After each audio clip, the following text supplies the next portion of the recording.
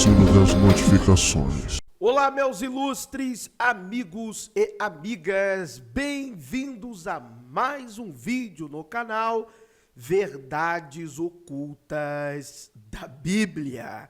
Então vamos assistir aqui a mais um corte do podcast Inteligência Limitada, o podcast do Vilela, aonde estará, hoje eu vou falar o nome dele corretamente, é o Jan Val Allen, onde o Jan Val Allen estará falando, comentando acerca do livro do Apocalipse, como é que vai ser o Apocalipse, como acontecerá o Apocalipse de João. Lembrando que isto não é uma refutação ao Jan Val Allen. Ele vai dar os argumentos dele do ponto de vista esotérico, do ponto de vista do entendimento dele da leitura mitológica e simbólica. E como religiões comparadas, mitologias comparadas, é uma pegada muito forte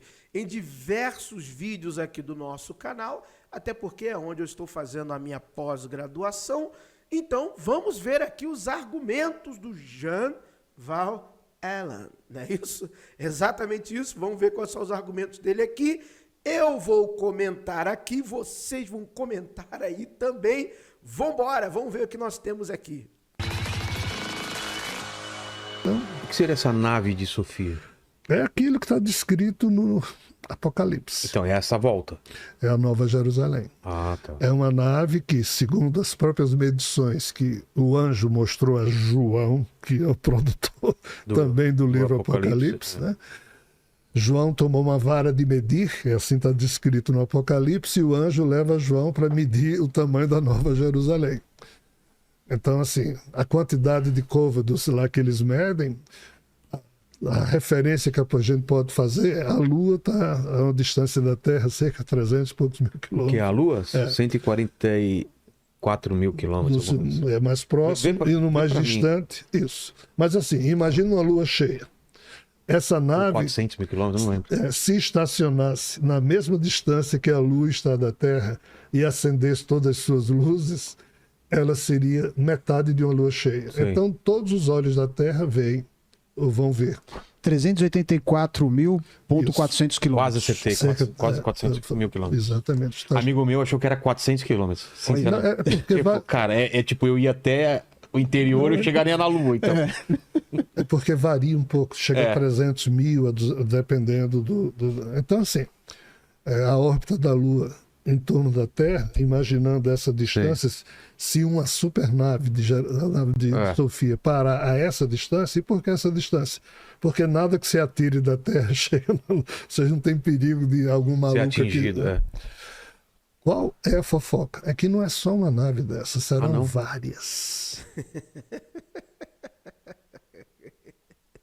Eita, eu estava aqui me segurando ao máximo antes de comentar alguma coisa. Rapaz, olha, eu me lembro dessa visão, né, de acoplar o Apocalipse a uma questão extraterrena.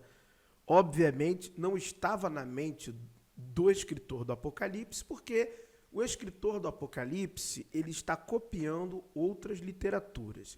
Livro de Enoque, 200 a.C., 80% praticamente do Apocalipse corresponde a descrições do livro de Enoque.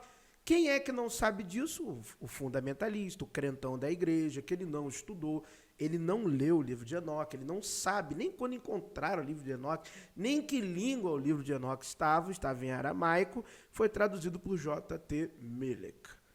Então, outra parte do Apocalipse, você tem uma grande porção, né, dos oráculos sibilinos. E você também vai ter uma porção ali do conteúdo de Baruque.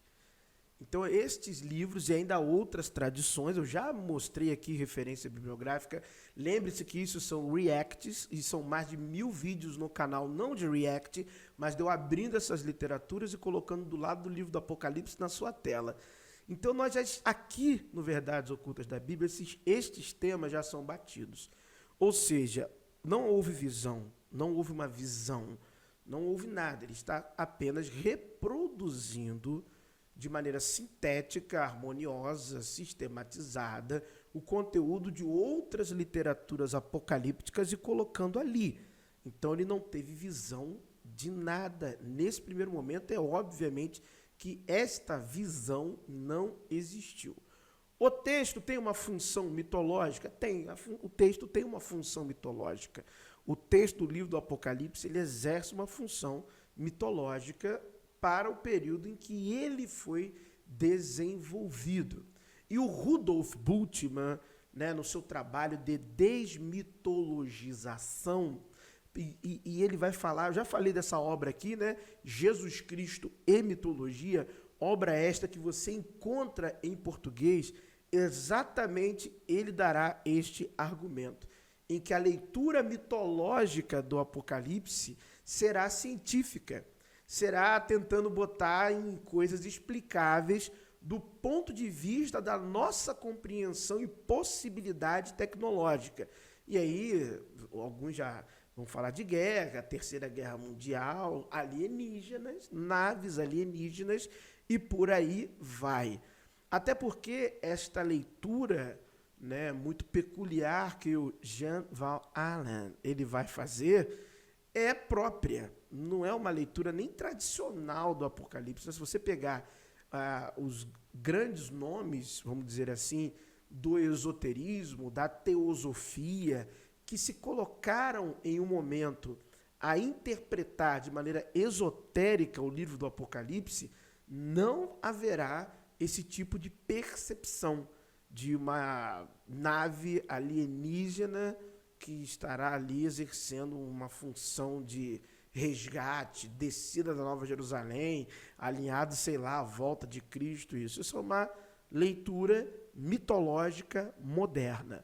Isso não corresponde nem a uma percepção esotérica do Apocalipse, ou cabalística do Apocalipse, ou teosófica do Apocalipse, que tem algumas questões que são mais interessantes e profundas, por exemplo, em Rudolf Steiner.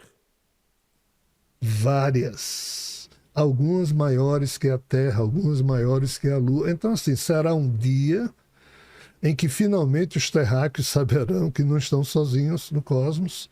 E aí, entre aspas, as religiões e os governos vão ter muito que explicar para os humanos. Mas, assim, isso já era para ter acontecido, segundo as fofocas aí. Mas há problemas desses 9 seres que não aceitam que o que foi criado nesse universo agora seja o que vai ser o herdeiro das eras, como eles falam. Mas tem a ver com toda essa movimentação e pessoas falando em fim do mundo?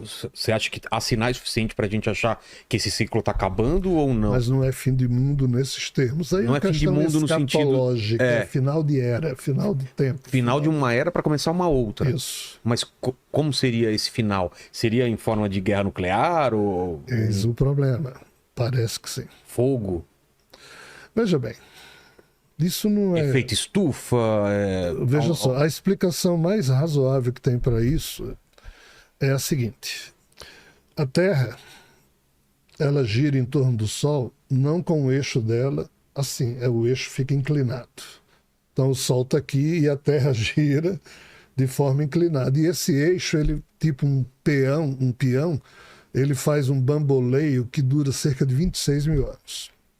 Então isso chama-se precessão equinocial, ou seja, a Terra dá 26 mil giros em torno do Sol para completar a sua precessão equinocial, que seria o giro do seu eixo. Segundo algumas mitologias, essa precessão equinocial é dividida às vezes em 5 eras e em 4 eras, pouco importa. Mas os Hopis, por exemplo, índios norte-americanos, várias culturas, a cultura hindu, maia, blá, blá, blá, blá, blá, blá, diz o seguinte: cada era dessa de 5.200 anos, aproximadamente, quando uma era está se acabando e a outra vai começar a dar merda. Os gregos, né, eles tinham as divisões das eras, os egípcios tinham as divisões das eras. Assim como na mitologia judaica também tem a divisão dessas eras, e o judaísmo herda a divisão destas eras, isto é herdado do zoroastrismo. O zoroastrismo é que divide as eras em períodos de 3 em 3 mil anos, que vai totalizar. E cada um vai dividir dessa forma.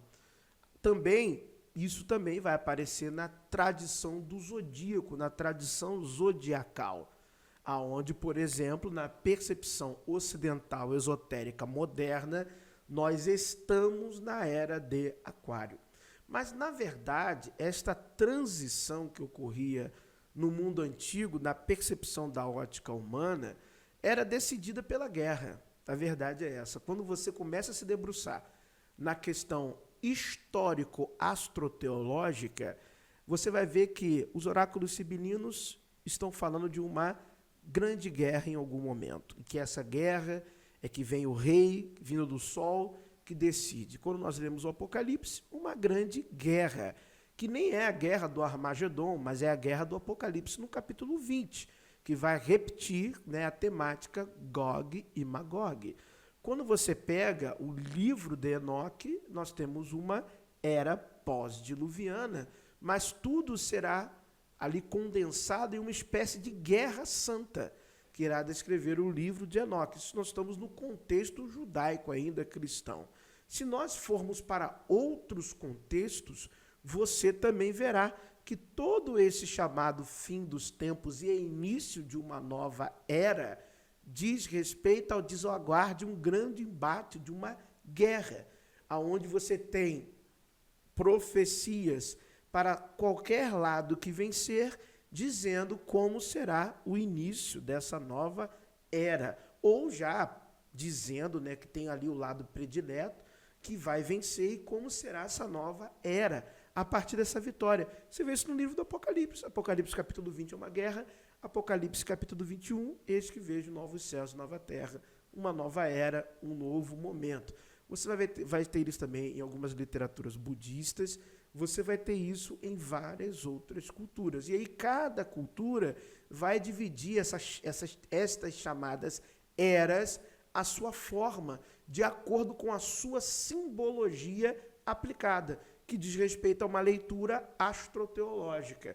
Por isso que para nós aqui são 12 signos, porque essa é a nossa leitura astroteológica. É uma quebra, é uma... Nós estamos, então, na última era desse ciclo, para completar o ciclo da precessão equinocial. Os maias, os astecas, os incas, que são 3 culturas geradas pelos toltecas, herdaram dos toltecas um calendário que mostrava isso. Então eles sabiam calcular que estavam vivendo no último período desses 26 mil anos. Mas os maias, os incas e os astecas... colocaram como 2012, certo. Eles não sabiam em que ponto desse último período eles estavam. Então, os astecas criaram sacrifícios humanos para pedir aos deuses para retardar o passar do tempo, porque eles não queriam chegar no último instante dessa era, porque eles escutaram que nas outras transições, uma vez caiu fogo do céu, destruiu tudo, outra vez congelou tudo, morreu todo mundo. O último foi o dilúvio que matou todo mundo. Aí agora seria o quê? O quê? Eis a questão. Segundo o que se depreende, depende do que o livre-arbítrio humano criar. E lembrando que nós não temos evidências científicas de todas estas ocorrências em períodos de precessão. Nós tivemos aqui até uma aula muito boa com o Moré Jartov Ben Gerudá, quando ele veio aqui no Verdades Ocultas da Bíblia, que ele explica isso do ponto de vista mitológico egípcio. Então o Moré Jartov ele é muito bom nessa questão, né, dessa síntese, né, Bíblia hebraica e língua egípcia. Ele conhece muito da história do Egito e como ele é um exegeta primoroso, ele tem muita bagagem nesse tema que ele já pesquisou, ele trouxe isso para nós. Mas a gente não tem evidência de que... A gente sabe que vai ocorrendo a inversão do campo eletromagnético da Terra, que é um movimento natural do nosso planeta. nós temos aí os teóricos da conspiração que não sabem bem o que acontece, mas, de acordo com as mitologias, acontece algum tipo de cataclisma. Lembrando, não temos evidências arqueológicas, históricas, nada do dilúvio. O dilúvio é uma mitologia. Nós não temos evidências de que ele existiu, tá bom? Então isso é muito importante nós falarmos, categorizarmos e afirmarmos a nossa audiência. Não está decidido, então. Não estaria decidido. É tal coisa do futuro que... E assim, eu não sei se a gente deve aprofundar isso, mas no Apocalipse, quando o anjo leva João para João ver Javé sentado num trono e 7 livros selados, e João diz: chorei copiosamente porque eu percebi que nem o Senhor sentado no trono, nem ninguém dos santos ali presentes, dos seus anjos, sabia interpretar os livros. Mas o leão da tribo de Judá, que acabou de adentrar no ambiente, que era Jesus, né? Ele foi e descerrou os 7 selos e passou a explicar ao Senhor dos Espíritos o que efetivamente iria acontecer. 7 selos, 7 cálices, 7 trombetas. O que diabos isso significa? As profecias, elas predispõem, mas não impõem. O que é a profecia? Imaginando esse papel aqui, um caminho. Quando você está caminhando aqui, você olha, você só vê os próximos quilômetros. Mas se você imaginar uma montanha aqui de lado... Ao lado da linha? Isso aqui é 100 quilômetros, tá certo? Então tem uma linha aqui. Vamos fazer um caminho aqui de 100 quilômetros.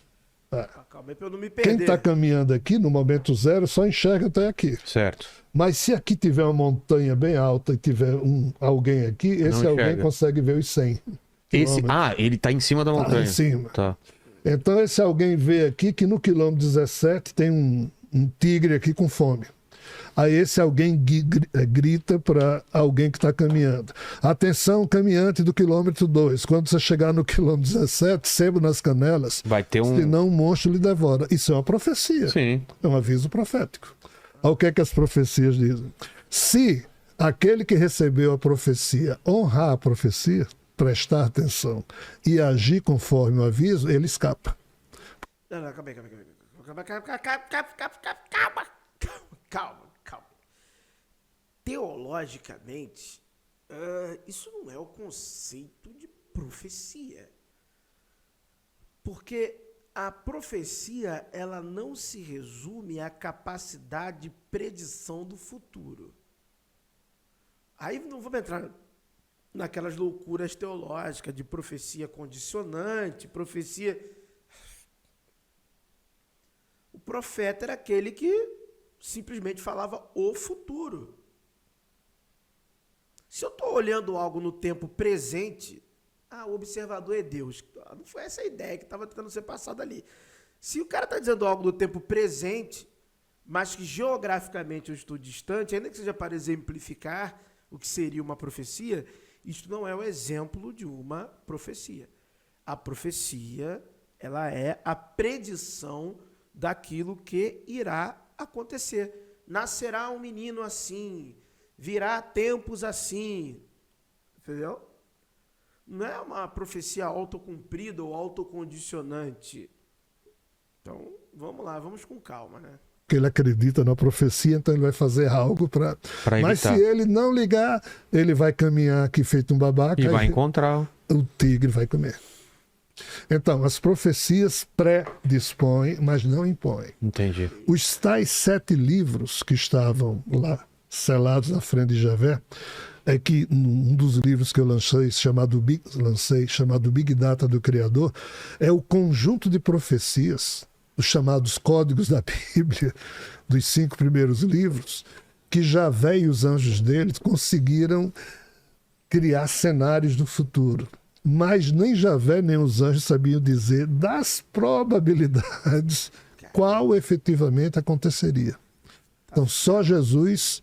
Lembrando que a tradição dos livros selados está no primeiro livro de Enoque. Um livro selado que alguém especial tem que abrir o selo. Todo esse enredo apocalíptico vem do livro de Enoque. Cara, rapaz, é complicado, vamos lá.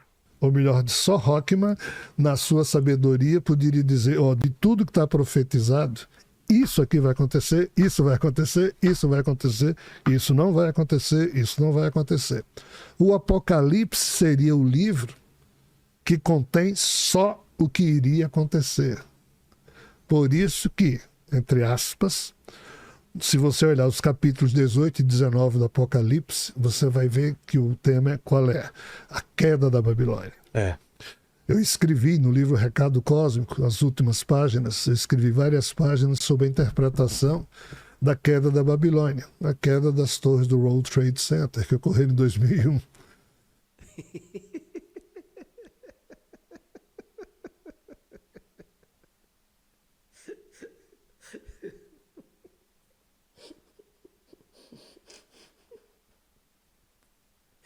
Calma aí, calma aí, calma aí.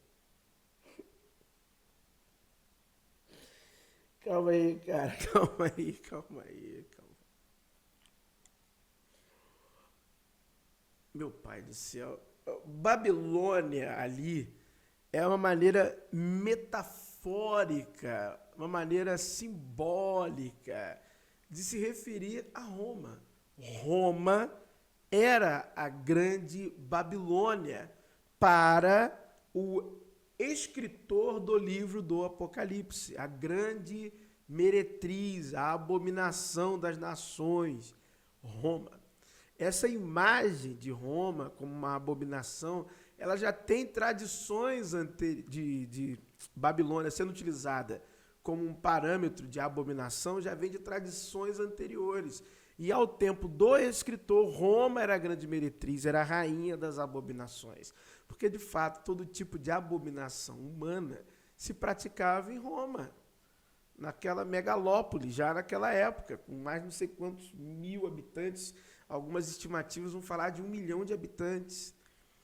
Então, todo tipo de coisa ruim acontecia naquela cidade, todo tipo de abominação, em todas as áreas, em todos os conjuntos de áreas acontecia.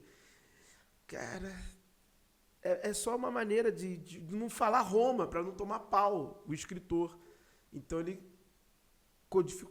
codinominou Roma como Babilônia. É só isso, só. Não é o World Trade Center, né? É algo que vai vir depois, entendeu? Ah, os marinheiros tristes dos navios, olhando a fumaça do incêndio, todos os negócios da terra pararam. Nesse capítulo sai dizendo que ninguém mais comprou nada, porque parou bolsa, parou tudo. Então, assim, o Apocalipse diz que esses fatos, que fato, a queda das 2 torres do World Trade Center, iriam provocar guerras. Então teve a guerra do Iraque, guerra do Afeganistão, a guerra da Ucrânia.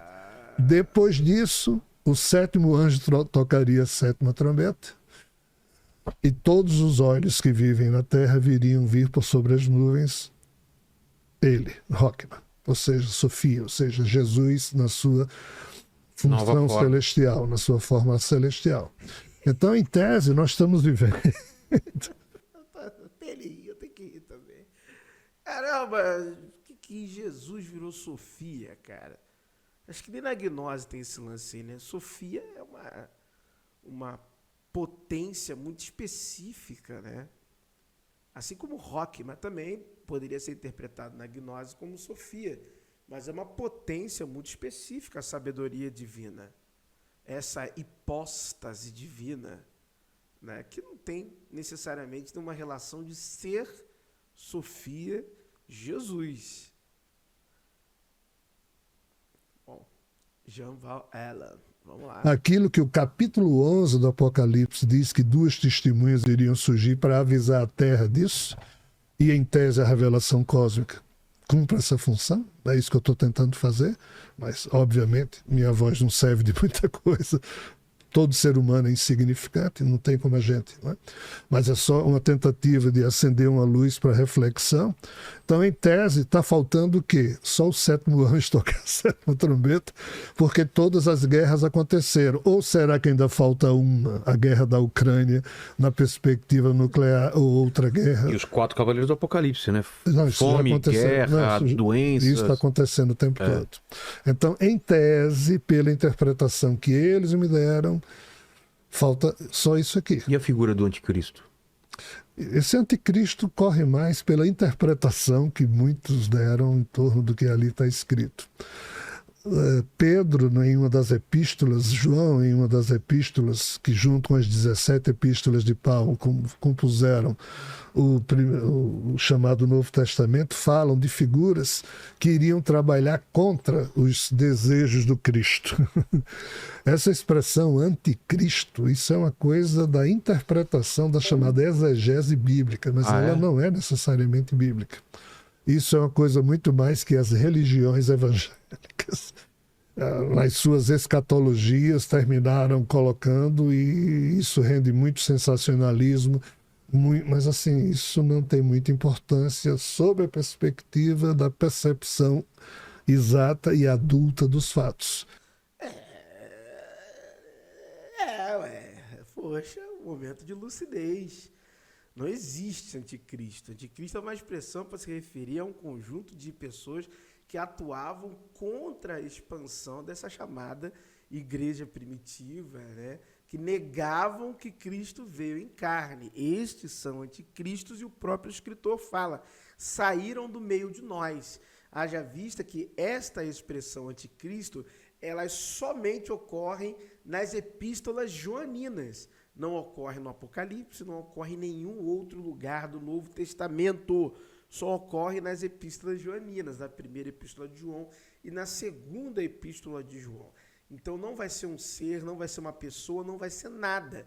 Aquilo ali é apenas uma expressão que no folclore popular já da Reforma foi assumindo aspectos de ser algum tipo de persona ou personalidade ou pessoa que até então seria o Papa ou o papado para os reformadores, mas que de fato é balela. Momento de lucidez, hein? Vamos lá. Anticristo é quem trabalha contra os ideais de Cristo. Entendi. Então toda essa turma aí se enquadra, tem vários, é só o que tem aqui na Terra é anticristo trabalhando, e inclusive muitos fazem isso citando o nome de Cristo. Mas diz isso na Bíblia também, né? Que vai se mostrar como o Cristo, mas na verdade é anticristo. Valeu, galera. É isso aí, ó. Corte do podcast Inteligência Limitada aí do Vilela.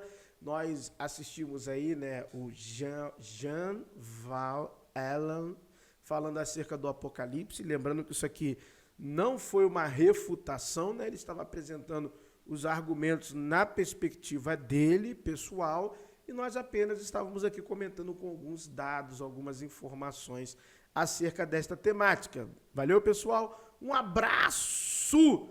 Que o verdadeiro Deus abençoe a todos. Se você não crê em um Deus, relaxa, meu amigo ateu. Eu desejo de maneira sincera, do fundo do meu coração, então, que a sorte e a fortuna lhe acompanhe.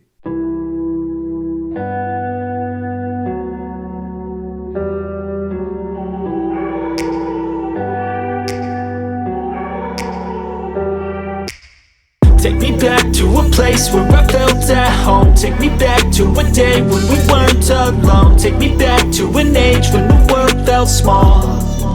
Way back before we blew it all. Take me